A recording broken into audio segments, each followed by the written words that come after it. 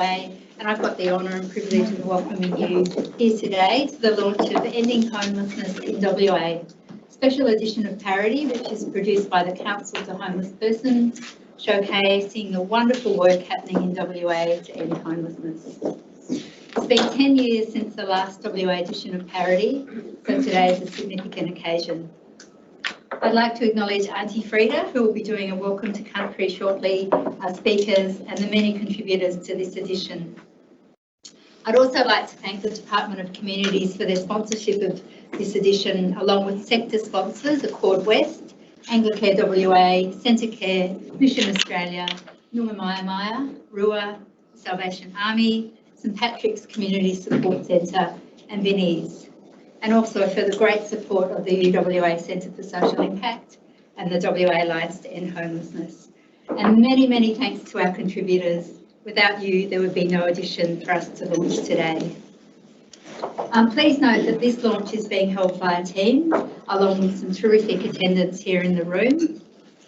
And for people on Teams, you'll be on mute during all of the speeches, but will be able to contribute later to the Q&A seminar. So I would now like to introduce Auntie Frida Ogilvie, who will do a welcome to country. Thank you, Auntie Frida.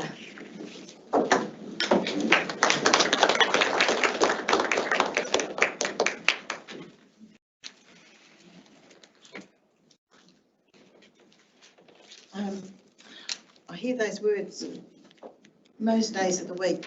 Oh, I know your face, I've seen you somewhere.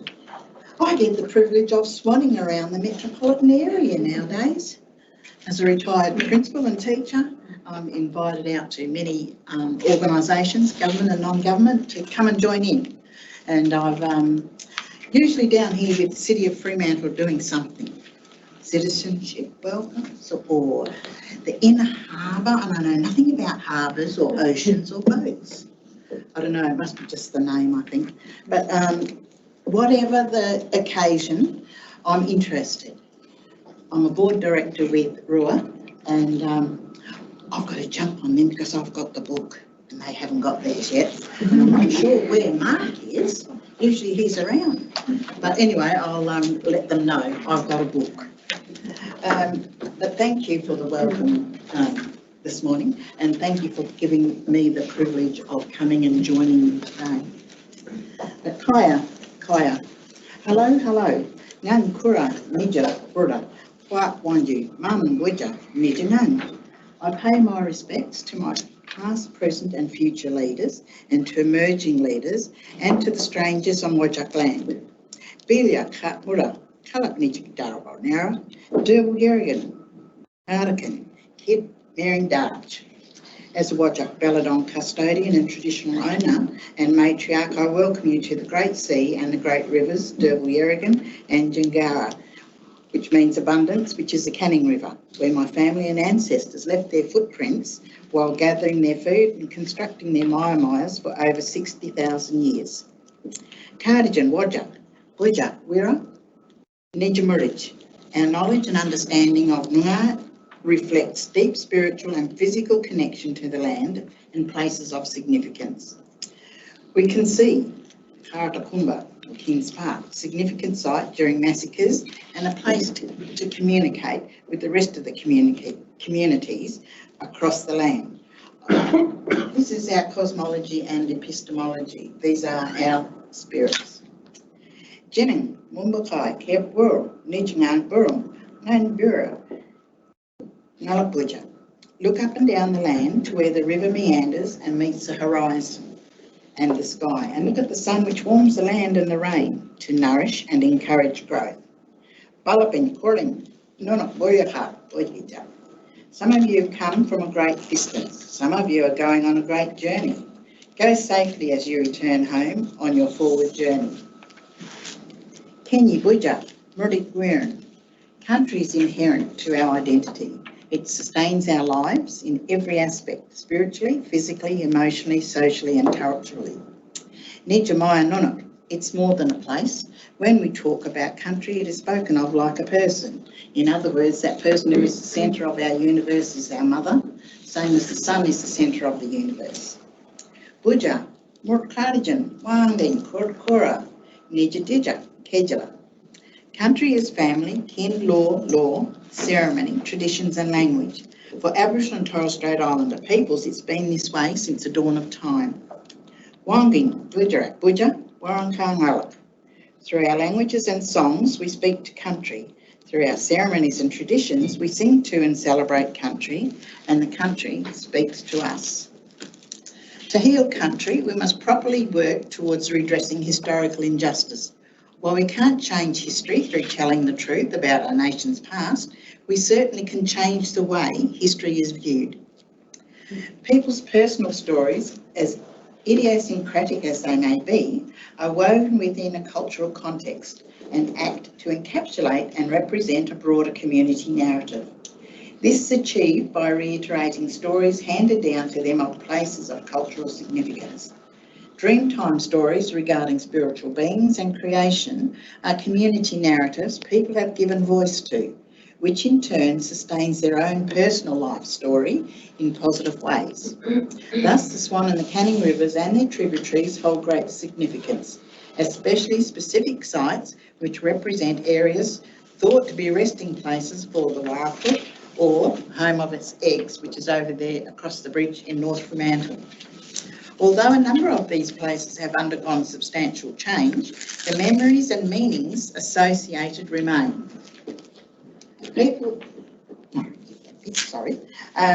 Indigenous people have a deep relationship with the land, the sky and the waters through traditional knowledge, including ethnobiological and the botanical sciences. So let's walk together side by side in reconciliation. Now I want you to join in with me in saying these words in Noongar. Nija Ngan Buja. This is my land. And Nija Nona Buja. This is your land. And Nija Ngalak Buja. This is our land. Thank you very much.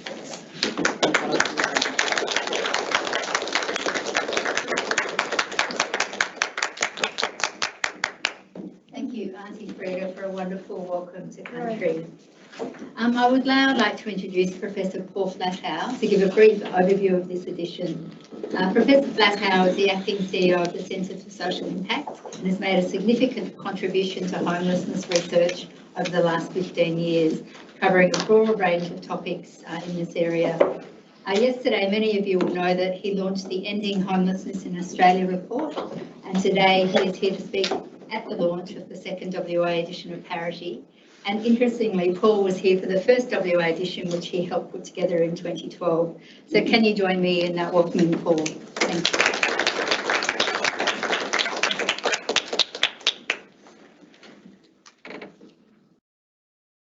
Thanks, Michelle, and thank you, Auntie Freda. That was a wonderful welcome to country, and we learned so much and have so much to do.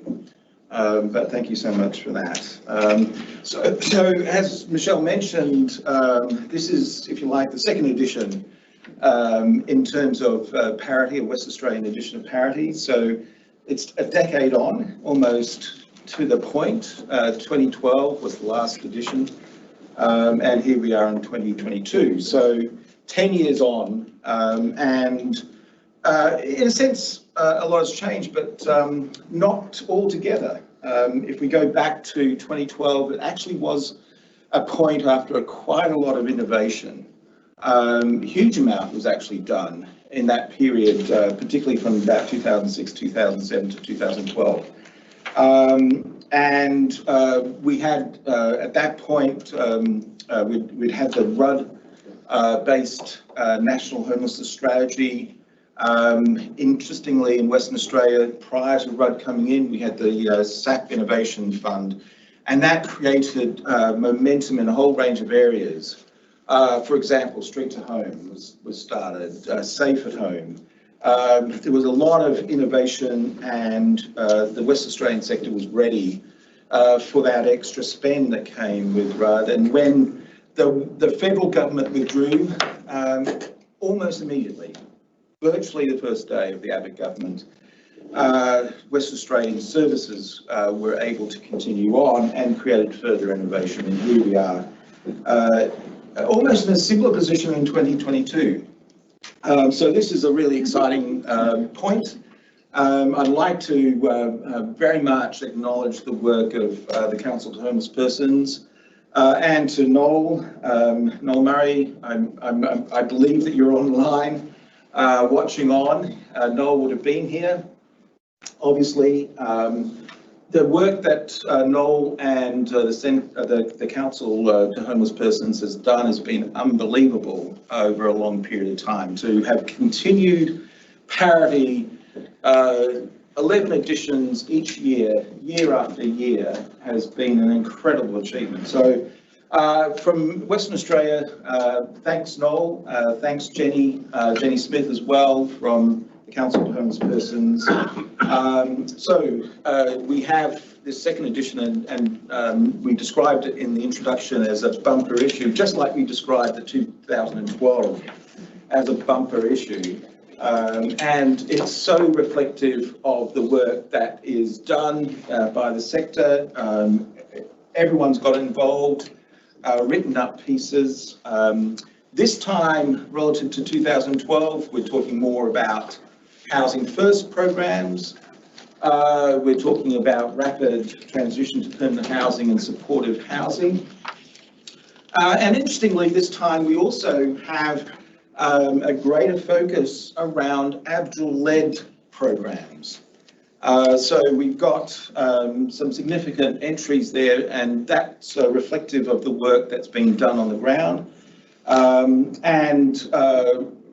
Prior to this launch, of course, we've had the WA state government strategy, homelessness strategy, and if you've read, I don't know whether anyone has ever here read the first homelessness plan and homelessness strategy, but it died relatively quickly.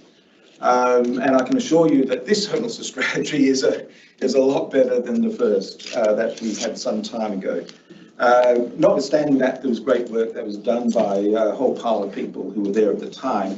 And one of the big benefits of that strategy was, of course, all the regional action plans that we developed, again, a decade ago. A couple of other things that you'll see here in this edition relative to the last edition. We've got a much greater focus on lived experience, and great to see Jonathan in the room. And wonderful article, Jonathan, that you submitted there.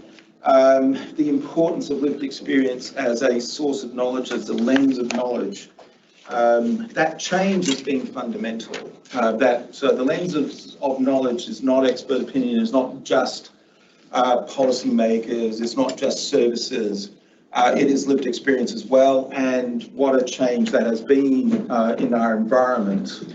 Other elements that come in to this edition, we've got a greater focus than ever before, and tremendous work around health care, and great article with Lisa Wood in the audience, and tremendous work that's been done in that area. Also, some wonderful art. So check out Jane Dolman's art. It is just tremendous. And very importantly, Noel is always focused on art and is always focused on putting in good photos. So this edition, like the last, is a beautiful record. Make sure you get a physical copy and keep it with you. It'll be something to treasure over a long period of time. I've actually got the poster from 2012. And I'm sure Noel, if we asked him, he might create a poster for us for this one as well. So I'll leave it at that, and thanks very much.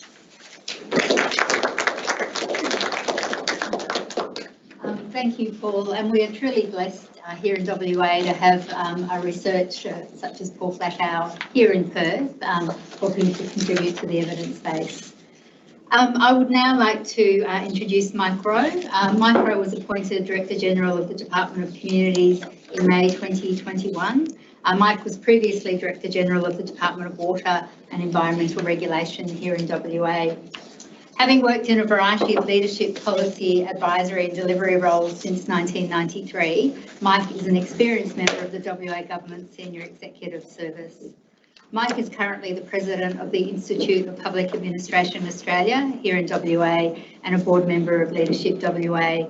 Mike's joining us from online, so can you please join with me in welcoming Mike? Thank you. Good morning, everybody, and hopefully you can hear me. I was just saying to Sandy online, my computer's running a little bit slow this morning, my end, so hopefully the technology is working. I'd also like to thank Auntie Freda for her excellent welcome. I'm really grateful for hearing from you, Freda. We always learn something from you, so thank you very much for that welcome. I'd like to also acknowledge that we're meeting today on beautiful Wajak Noongar Budja, and I'm certainly broadcasting here from Boorloo here in East Perth. So it's great to be with you on this really significant day for Western Australia as we launch only the second edition in our state's history of this fantastic magazine. We have to acknowledge, though, that the disproportionate representation of Aboriginal and Torres Strait Islander people, not within just the homeless system, but with many of the systems that my department is involved with, including social housing, child protection and family and domestic violence. And clearly these issues are interconnected and we can't really tackle one without the other. So it's an important acknowledgement up front of how we work absolutely very closely with First Nations people to try and address these multitude of interconnected and challenging issues. So as I said, I'm really pleased to be here to launch today's December 21 edition of Parity magazine dedicated to homelessness, and as Professor Flathow has already said, it looks beautiful. It's got a fantastic story to tell about the work that's happened in Western Australia and is happening now, and it's something that everybody should be really proud of. I'd like to thank Jenny Smith and the Council to Homeless Persons for their tireless work and dedication to ending homelessness and really pushing this publication forward. It is more than a national publication with a focus on homelessness. It provides a central role in guiding and broadening our relationship and understanding of homelessness across Australia. So provides a really foundational document that all of us should be really proud of and grateful to have in our possession or available to us.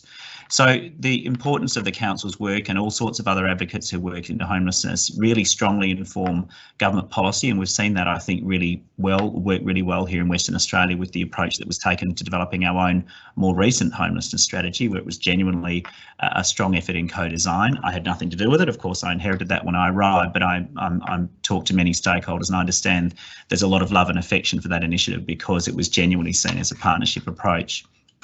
And so we're very grateful for the ongoing work that Parity and others involved, particularly for the Council for Homeless Persons, play in helping us understand the issues and really driving policy responses to that. It was such a great thing to see the very strong shared commitment to this WA edition of Parity magazine from the very many committed partners, and Michelle acknowledged those at the start, and I'd like to add my thanks to those co-sponsors as well for this initiative. It's great that you could come together and generously sponsor this edition to really get our stories out there, our collective stories out there.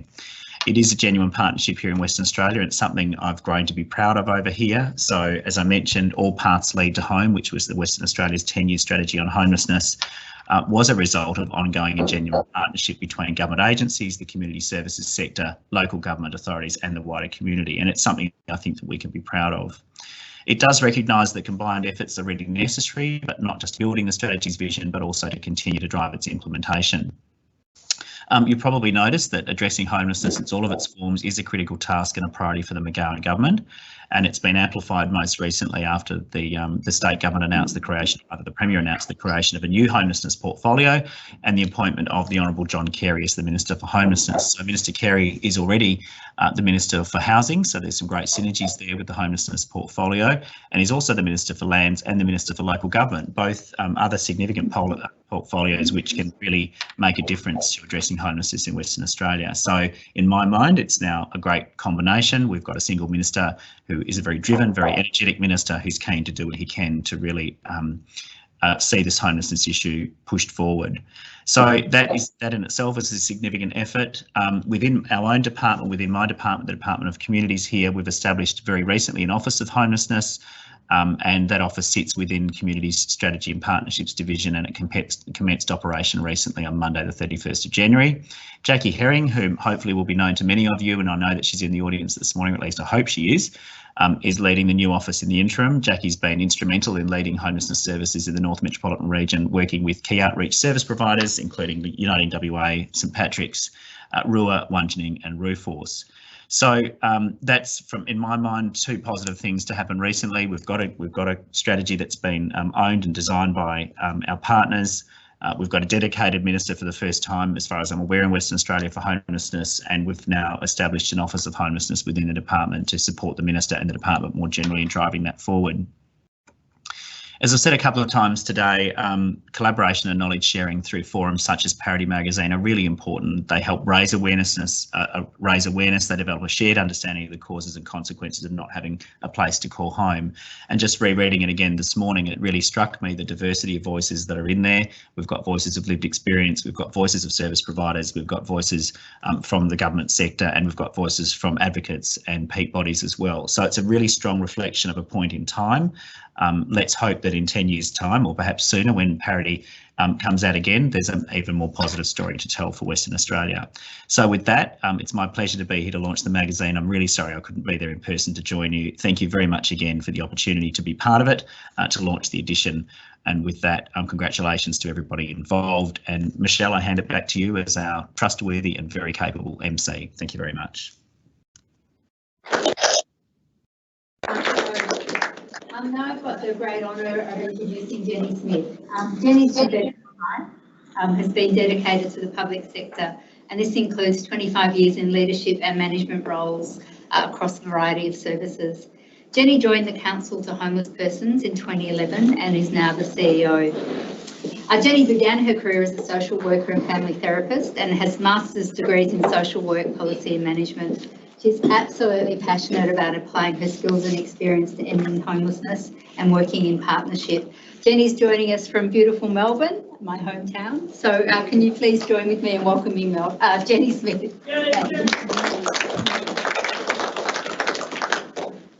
Thanks, Michelle, for your very kind introduction, and also thanks to Mike and Paul for their very kind words. I too would like to acknowledge traditional custodians of the lands that we're meeting on around the country today. I'm here on the lands of the Wurundjeri people of the Eastern Kulin Nation, and I emphasise that none of these lands were ever ceded. I'd like to thank our Parity editor, Noel Murray, for working so well with you to deliver this edition. And of course, he and I are both pretty disappointed not to be there with you today. We would have just loved to have been there with you today. We would have obviously much preferred to have seen and be able to thank you in person. And our heartfelt thanks do go to everyone that's been involved in getting this WA edition of Parity off the ground. So I know Michelle's already alluded to this, but I really must thank the edition sponsors, because without the sponsors, these editions of Parity that Paul alluded to come out regularly and each and every year. They just wouldn't happen. So firstly, the WA government through the Department of Communities, Mike, without the WA government's sponsorship support, this edition would definitely just not have been possible. I also thank the vital sector sponsors, Anglicare WA, Mission Australia, Noongar Mia, Accord West, Rua, St Vincent de Paul WA, the Salvation Army WA, St Patrick's Community Support Centre and Centre Care WA. Absolutely vital. While Noel's important, the work of the development of preparation of these editions is just not possible without big support and leadership on the ground. And so I really thank Michelle McKenzie, John Berger from the Alliance and Paul Flatow for their leadership, guidance and support that has led to this magnificent edition. I also need to thank all of you who gave time to be on the edition steering committee. It really isn't easy putting together a project like this through the mixed blessings that come with Zoom. and Microsoft Teams. So many thanks to Julia Pryor and Ryan Madrana from the department, Tina Pickett from Noongar, Michael Pugh from St Patrick's, Mark Glasson from Anglicare WA, Leanne Stroman from Centacare, Evan Nunn from Accord West, Joe Sadler from Mission Australia, Ken Smith from the Salvation Army, and Deb Zanella from RUA. I also acknowledge how many people have just written fabulous contributions for this, as Paul alluded, bumper edition again of WA Parity. 10 years ago, back in 2012, I was lucky enough to be there in person for the launch of the previous edition on WA, and it really was notable then the strength of the WA community of interest in ending homelessness. And we can see that the way that the WA government and the wider WA homelessness sector and community of interest how they work together has only strengthened in recent years. I mean, you now have a reconceptualisation of homelessness and a conceptualisation of the appropriate policy and vision for the service responses that are needed to see the end of homelessness. And as I mentioned in my editorial in the edition, this 10-year strategy provides a foundation for a paradigm shift in the response to homelessness in WA and I hope beyond. Because this policy, unlike any other in the country at this point in time, clearly articulates an ambition and commitment to end homelessness in the state.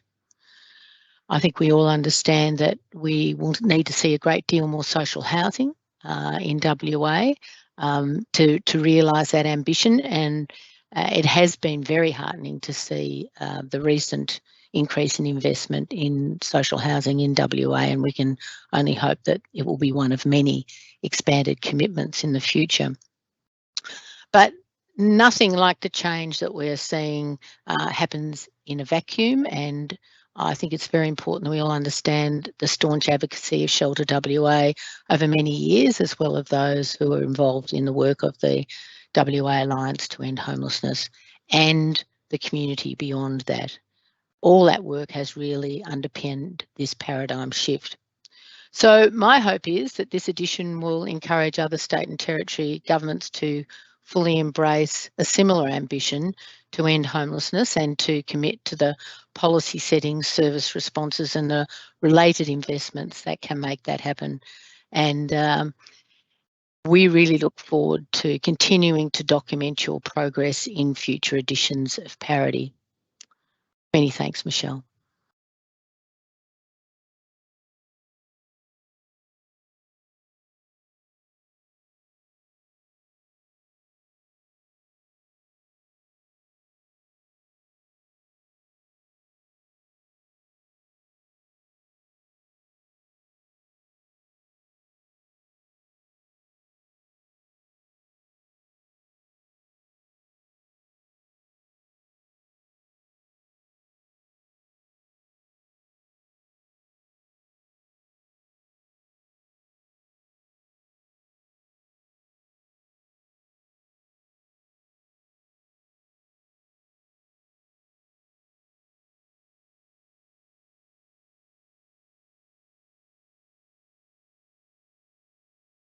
For speaking with us today.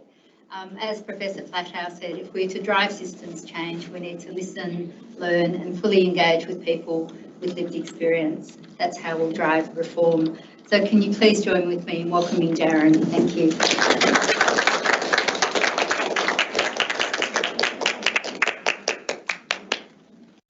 I know it's a bit cliche, but I'd like to start with a joke. So how many social workers does it take to change a light bulb? 0. The light bulb has to want to change. I was going to be a bit more prepared to have a talk, but I realised I really should wing it, feel what's going on, and hearing everybody talk and being in this room, and obviously some people that can't make it but can thanks to technology. like, I just got to say thank you, like, for all the work that everybody does. Like, if you guys work almost as hard as Tracy and Michael do, I know I get to be part of that team, and I've been welcomed into it. And it's kind of like, as I'm sitting there, I feel like I'm kind of like the inside man, I guess, because I have lived it. Like, I went from a resident at St. Pat's after like my life basically falling apart to being, you know, as a volunteer asked, you know, would you like a job here? And then to be part of that. And now even like I've literally just got sort of promoted recently to emergency relief. So I'm sitting across the table with clients that are going through some things, and as much as it might not seem professional to overshare, I feel like when I start to let go of a little bit of my experience with a client, like they realize how much like the same we are. And I think that's something that might have been lost in previous years, of the separation between who we are and what we're doing, as well as like, I don't know, it's like kind of a teacher-student sort of dynamic, I guess, rather than across the table peer type thing. So I always try to like let someone know that I know where they're from on a level that they can relate to, where it's a genuine, authentic kind of relationship, or at least just so they feel like they can share more. Like a lot of the times I realize someone's not really willing to open up that much, but the fact that once I've given them a little bit, they unload, and I feel like I can do a better job of supporting them and finding out what their needs are, because I've opened up a little bit myself. Knowing that about myself, that I do wear my heart on my sleeve, like I've evolved to this point because I've had the freedom to be able to. So I really appreciate Tracy and Michael for being supportive and inviting me to things like this. Like if to have an article like this written about me, I never thought I'd be in the middle of a homelessness magazine, but it is a very cute photo that's in there. My partner and child couldn't be here today because they didn't get much sleep last night. It's what it's like with new babies. But I just think everybody should reflect, like I'm humbled and deeply thankful for the work that all of you do. Honestly, it is like the words around the room, like catalyzing social change. Like it is part of the zeitgeist now. I think that people are trying to open their eyes more to the experiences of people that have been through trauma or multi-generational trauma. Like a lot of people are just stuck in ruts that they don't even know where to begin to get out of. And like the work that we do to try and show them the way is just like, well, life-changing. I don't know if I couldn't have just pulled myself together if I landed anywhere but St. Pat's. Like probably I could, but some reason fate put me there, and this is where I've gotten to so far. So I'm eternally grateful for what St. Pat's has provided for me, but also like the stepping stone for me to be able to come to places like this and tell people like yourselves what a fantastic job you're doing and how much it's appreciated. And please keep doing it. Thank you very much.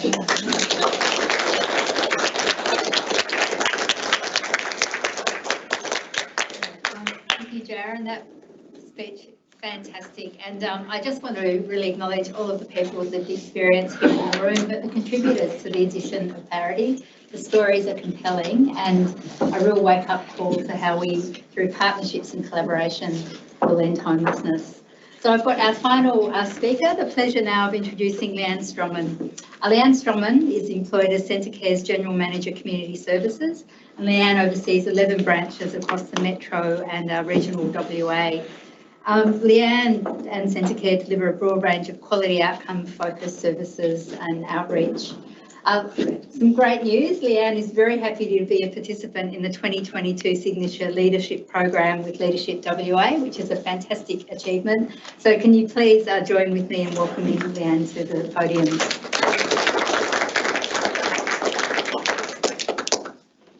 This is the moment where you regret on stage, but I'm on stage without a mask, so I'm enjoying that. I too would like to acknowledge the traditional owners of the land where we meet today, the Whadjuk people of the Noongar Nation, and to pay my respects to the elders past, present and emerging. I'd also like to thank Michelle Andrews, Simone McGurk, for all their hard work within homelessness over the last many years, and also welcome Michael Rowe and Minister John Kerry for his new energy and initiatives. When asked to do this opinion piece, because I am being asked to write about what I wrote, when I was asked to do the opinion piece, I had to think seriously about it. I really didn't want to do it. I felt uncomfortable, I didn't feel safe. I had to think it over for a few days before saying yes. The reasons against were many. Time, of course, was one issue, and to do the opinion piece justice, I needed to be more vulnerable than I normally would do. This would require sharing some personal information that I chose to share without specific details. I wanted to be transparent as well as congruent. I would also have to give an opinion that I knew viewed could be judged by many and not necessarily heard, maybe even dismissed, and that I would offend government or my own sector. Judging, evaluating, setting criteria, exclusion, not listening is what we all do so easily every day in our personal lives and at work, regardless of whether we say, leave your logos, egos and history at the door and we are listening to you. It isn't any wonder that people who need our services feel overwhelmed by all the hoops, endless questions, majority incredibly personal or barriers that never seem never ending, and when they just want a home and supports at that particular time. I have a home, and so do many of the people in this room, but a place to live or a home is not currently available to everyone in our community.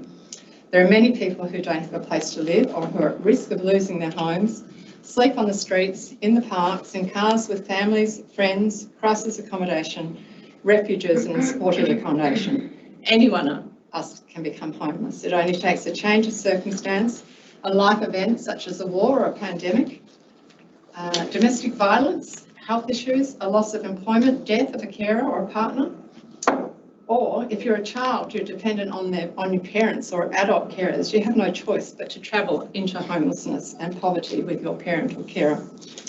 The lack of adequate income and social assistance, creating the ongoing environment of people living in poverty, there simply isn't enough housing and social assistance and support options to meet the current demands of people living in our community.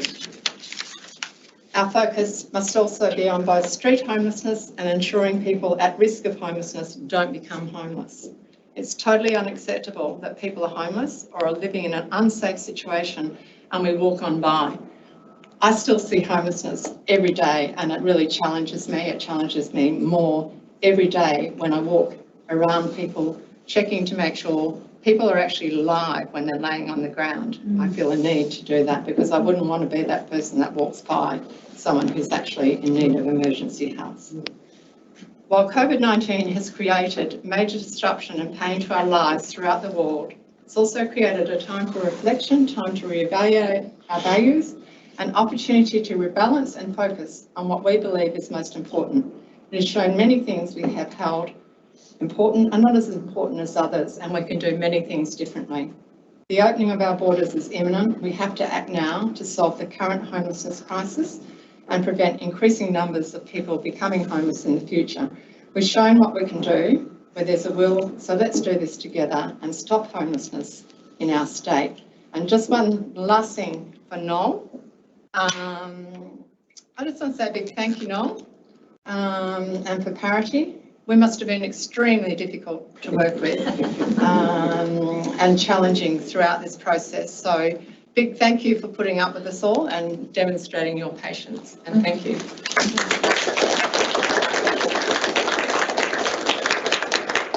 Thank you, Leanne. No, we were a joy, weren't we, Noel? We were the A-team, and I know it's the biggest edition that Parity's ever produced, and I thank you for not cutting anything after our staunch conversations. Now, so that brings us to the end of our speakers, and we're moving to a panel discussion followed by a Q&A. And this session is going to be facilitated by John Berger. So John is the EO of the WA Alliance to End Homelessness, and it's great. John's based in the Shelter office. It's just wonderful, a real joy for Shelter to partner with the Alliance. And so I've got the pleasure now of handing over to John, and he's going to run this part of the session. So over to you, Mr. Berger. Thank you, Michelle. And yes, I too would like to acknowledge the Whadjuk Noongar people as the original custodians on the land we meet and pay my respects to elders, past, present and emerging. So thank you. So we're going to try and do a bit of a Q&A session. But I just wanted to set some context or set the scene. You've heard snippets of it, and yeah, so as you heard, the previous Parity edition Profiling WA was in 2012, and as Paul had said, at that time there had been some major shifts in the homelessness response in Australia with the advent of the National Partnership Agreement on Homelessness, which was in addition to the SAP agreement, which had been in place for some considerable time. And it resulted in a range of new approaches, including the street to home. And we also saw the advent of some case management support for people coming out of mental health, drug and alcohol services and correction facilities, all to seek to prevent exits into homelessness. But despite these innovations, the narrative of ending homelessness was somewhat silent at that time. In fact, internationally, the Housing First movement was just emerging. And in America, the 100,000 lives, 100,000 homes was just implemented in 2010, which was really a major initiative across America. And it wasn't until the initiative came to its conclusion in 2014 when they had successfully placed 5,000 people approximately into housing. But what they realised is that placing people in housing was not the solution to ending homelessness. In fact, they came to understand that as a systems approach of collecting live data, known as the by name list, and knowing who's coming into homelessness, who is currently experiencing homelessness, and who's exiting as the basis of understanding what is happening and how the service responses impact on these numbers. Hence the birth of the Advanced to Zero, or Built for Zero as it's known in the US, the need to understand how the system works and what service efforts have on reducing the numbers. This evidence of how to end homelessness was then emerging in Australia, and more specifically, the collective will to move in the direction occurred with the formation of the West Australian Alliance to End Homelessness some 5 years ago. Since that time, we've seen some major shifts in our understanding of ending homelessness, but we also know that we have significant work and reform to do within our current systems.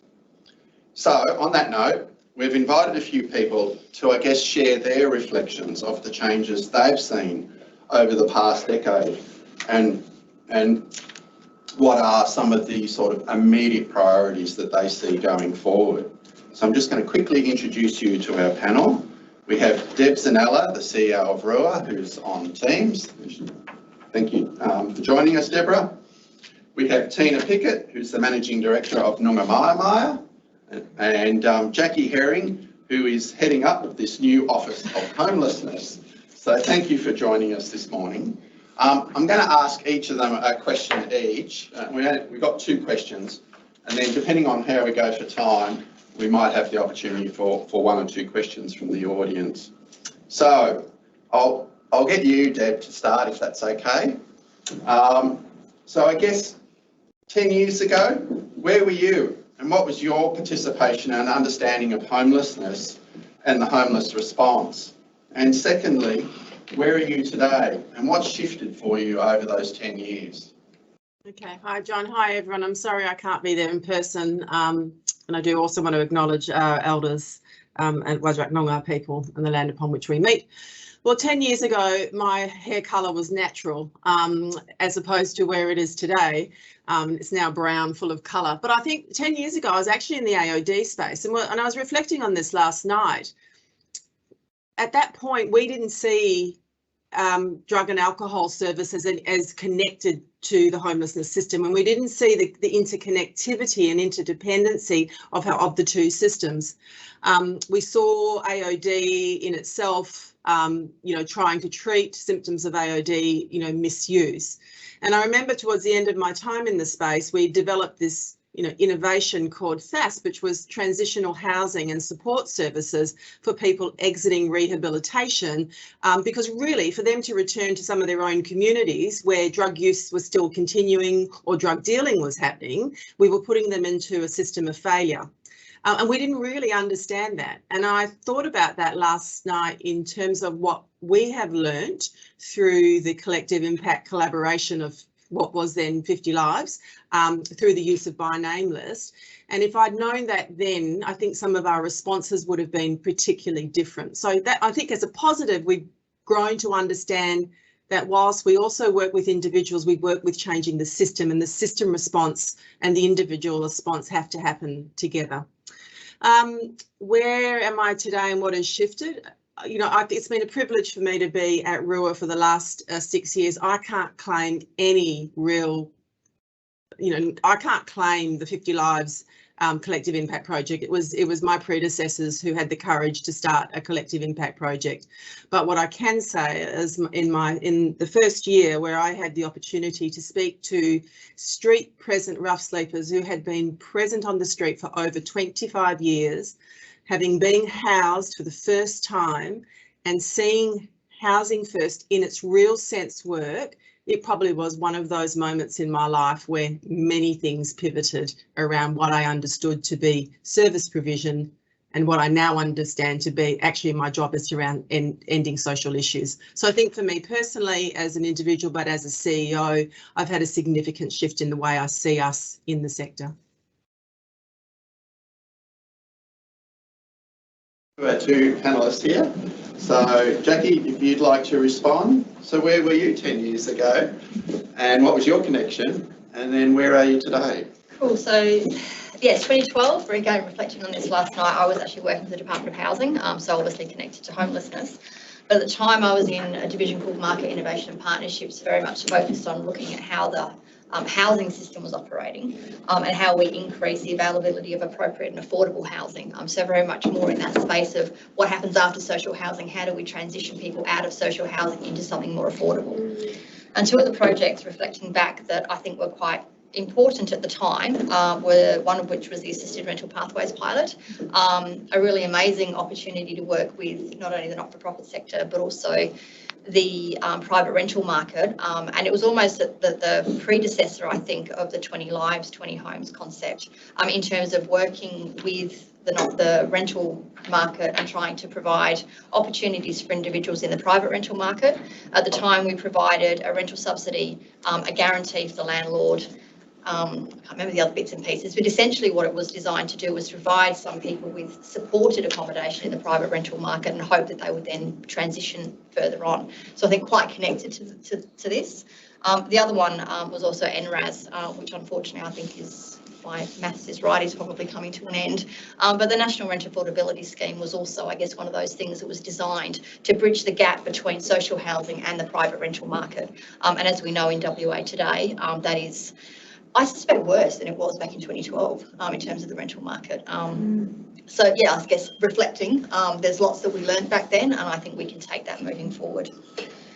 So where am I today? For the last 2.5 years, I've been the Regional Executive Director for the North Metropolitan Region for the Department of Communities, delivering our social housing or public housing, child protection services, family domestic violence and homelessness. And certainly in the last 12 to 18 months, homelessness became a very key focus of my role when we had the Lord Street and Pioneer Park situations, and then working very closely with Michael and Pats, with RUA, with Uniting and One Jenning about how we address that issue through heart. So although I've never, or until recently, not been right at the front end of homelessness, certainly these last 12 to 18 months has provided me with great insight, and with the appointment of John Carey and I guess the creation of the Office of Homelessness, it's stories like Jason's that then inspired me to say, actually, you know what, I reckon I can do something to help. And what I'm really keen to do is work with the sector to look at how we can end homelessness. I think this is an opportunity, the opportunity we've got with a dedicated minister, a dedicated office, and some real focused attention on this particular issue. If ever we were going to do this, I think it's now. And so I can't do this on my own. I've got a lot to learn. I don't have the benefit of your experience on the front line, but what I can commit to is trying to work within the systems that I am in, working with your systems in the hope that we can actually make a difference. So I guess that's probably... That's great. Thank you. Tina. So yeah, 10 years ago, I worked for Aboriginal hostels for 2 decades. So I started when I was very young and eventually left the organisation for Noongar Maya. So all my life I have been in the accommodation industry in Indigenous affairs. And I guess coming to Noongar Maya, it's totally different because Aboriginal hostels is a federal, government, and its policies and its procedures and its rules, and there's actually no Aboriginal culture inside of the actual hostel. It's run like a hostel. So whilst there, we still, implemented some. We were all blackfellas, so we all kind of knew everybody and so forth. And that was mainly working with homeless people and also people on the PAT scheme that were travelling for, renal dialysis and so forth. A lot of sick people. When I came to Noongar Maya, as a board member, there were some issues around stock, viability, our viability as an organisation. We were always sort of under the radar. So then I became managing director, and I'm a real operations person, so I'm on the ground. I like getting out there. I've done inspections of property, I shouldn't, but I do. But, I like to know who's in our properties, and I like to know how they live and how we can help them. So obviously the board in the last 3-4 years, we've totally been focused on housing and, helping our tenants look after their properties with limited housing stock. And then obviously with homelessness was something that was always part of it, but it was never singled out. And then obviously Wanjaneng Department of Community we came together for the Brawley Biddy Maya Hostel, and I call it a hostel still, but and the Muditch Maya outreach, which is the first in WA. I've never heard of an Aboriginal or caseworkers going out on the streets for our people. So that's something that is starting to grow, and we're starting to get overwhelmed because we have under our belt about 52 Aboriginal people that we're trying to find properties for, and we've probably housed about 20 since last April, the last statistics I think that we did in the Parity, because there is no housing stock, obviously, and they're not necessarily housed in government housing. They're transitional property, housing. But I have definitely seen a big change, and I think it's about the support, because I couldn't do this without all the support from all the other housing providers like Michael, Jackie, all of you. So, and I've learnt heaps, and I've become more passionate about it.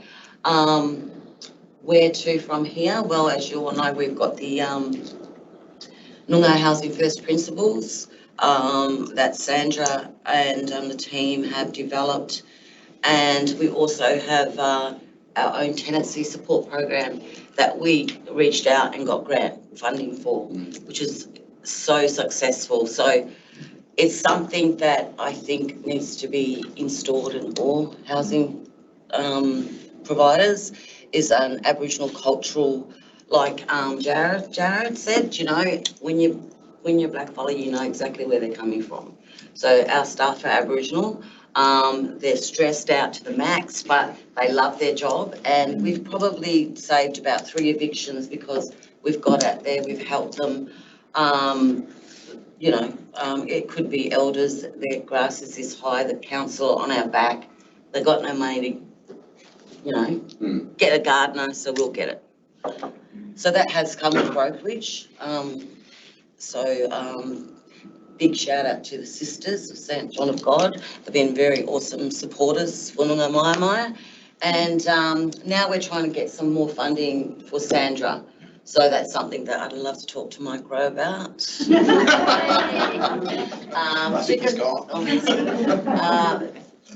To continue supporting the Noongar Housing First Principles, because I think that's what we need. We need to share it, and No, major changes, isn't it, really? Absolutely. Yeah. All right, so I'm just really conscious of time. One other quick question of our panellists is, knowing where we are today, what do you see as some of the priorities that we need to address if we're to move forward? So we've just heard a bit of a snapshot of what's really changed, and has been some really big changes, but what do you see as those priorities going forward? So Deb, I'll hand over to you.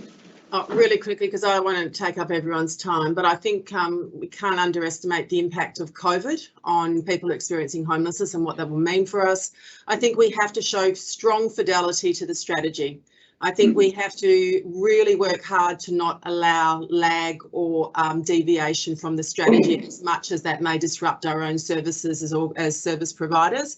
I think that's absolutely critical. And we actually have to be faithful to the evidence, the body of evidence that we've built in WA, but the body of evidence that's being built across Australia in a lot of the research that Paul has actually led. And Jenny Smith said it really critically. WA has led a paradigm shift in how you actually end homelessness.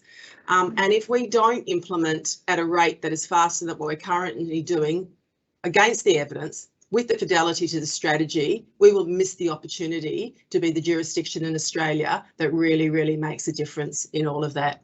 And I think the last thing I would say that we've got to do, we have to continue to invest in the WA Alliance, because whilst it's been said kind of covertly, it was the Alliance, which is the WA community services sector, that actually led the transformation in this state. And so that IP and experience, wisdom and history resides in us, and that needs to be recognised. Thank you. Jackie? I'm probably building on Dev's comment around the progressing, obviously, with the fundamentals under the strategy, and for me, taking a systems approach to that, around how we collectively work together to achieve the outcomes in the strategy. The other one is, I think, increasing the availability of culturally safe and appropriate services and expanding ACO-led services in the homelessness sector, I think is critical, particularly picking up on Mike's point around the fact that such a large proportion of Aboriginal people are disproportionately impacted by homelessness. So for me, that's got to be a critical priority as well. Thank you. Tina? Well, you know what my priority is. Definitely increasing the capacity of our Aboriginal ACOs and listening to us, and because we do, I'm not saying we have the answers, but we've got ways of dealing with our mob. I can only speak for my people, you know, and definitely COVID has sort of brought out everybody's compassion, I think, and it's just really pleasing, because you always think you're alone in this Aboriginal world that we're in, you know, in our own heads, and just to know that other people care and are there for our people is really good, because, you know, I've lived it, I've dealt it, I've seen it every day of our lives, and that's why I'm really passionate. So yeah, thank you for everybody's support. We've almost run out of time. Do we have the opportunity, I mean, has anyone got a burning question, whether they're on Teams or in the audience? And if you just say who you want to address your question to. So, Jonathan? The question really to everybody is the fact that 10 years ago, lived experience didn't exist. And the point now is, where do we go from today? Because lived experience has now finally got every forum I've been to. Everyone said, yes, lived experience, we've got to talk to them. So we need that, and Jared actually spoke quite predominantly in regards to the fact that by being a person of lived experience, you can very equitably look at someone who's been through the traumas and announce with them. So with lived experience, where do you guys want to go with us? I mean, for me, it's got to inform everything that we do. I mean, a week into the role, I'm still finding my feet, to be truthful, in terms of the Office of Homelessness, but I would imagine that whenever we're designing things, whether we're commissioning things, the lived experience voice would be infiltrated through that process. I don't know what that looks like yet. Groups, yes, yeah, that's what we do. Yeah, I think with that, so we have an elders group. So lived experience, to me, I see it every day in my life. And the people that we currently deal with, we've developed a really good relationship and rapport with them. We understand them. So I think that's the way to go. You need to know what people go through without, you can't assume. And being black on top of that and homeless, you got way more problems, you know, and that's just a fact. So I'm just being, yeah. Deborah? Yeah, going on from what John said, just really to everyone in the room, embedding the lived experience voice in committees, on boards, employed, valued for not only the lived experience but other amazing qualifications that people do have. They're not just their lived experience, but also seeing and knowing that people are, instead of looking at it from an inform, we maybe move through to co-create, co-design and as equals, and change that whole narrative of us and them. Change it. Let's change it. Let's do it now. So I'm encouraging everyone in the room to really move forward on it. I know that some are already doing it and doing amazing jobs, but we can do a lot more. Thank you. That's a good reminder. And Deb, do you want to respond to that? You've probably got some examples. Oh, I just think, you know, we attend to life often through the funding streams that we have, as opposed to we see people as people rather than as mental health clients or whatever. And I think about the experience in mental health. We have a significantly large peer workforce, which is the voice of lived experience in professional roles across the organisation. And really that needs to be an extension across all of our service areas, because people don't change simply because they're homeless or they've got a mental health issue. They're still people. So I think, you know, I don't think that's that's not our fault. It's the way the system. And so to your point, Jackie, when we look at the creation of future systems, which are often driven by procurement mechanisms, we've got to make sure we see them in a very different way. So, you know, it's a challenge and it's always a strong reminder for us. Thank you. And I'm going to draw it to a close. Thank our panellists, Jackie, Tina, your reflections and your insights. Thank you very much, and I'll hand back to Michelle. Thank you, John, and thank you, esteemed panellists. I'd like to thank you all once again for attending today's launch of the WA edition of Parity, Ending Homelessness in WA. Thank you so much to today's speakers and panellists for sharing your wisdom and insights. Once again, I'd like to really thank the edition sponsors, the Council for Homeless Persons, all of the contributors, and to the Department of Communities for sponsoring the project and also hosting today's launch. If you'd like a copy of this edition, if you're in the room, you've got one, which is fantastic. Please get in touch with the Council for Homeless Persons or just contact Shelter WA and we'll make sure you get hard copies. Now, for people in the room, I'd like to invite you to join us for morning tea. For those on Teams, we will have to say goodbye and wish you all the best for the rest of your day. So please, general round of applause for everybody.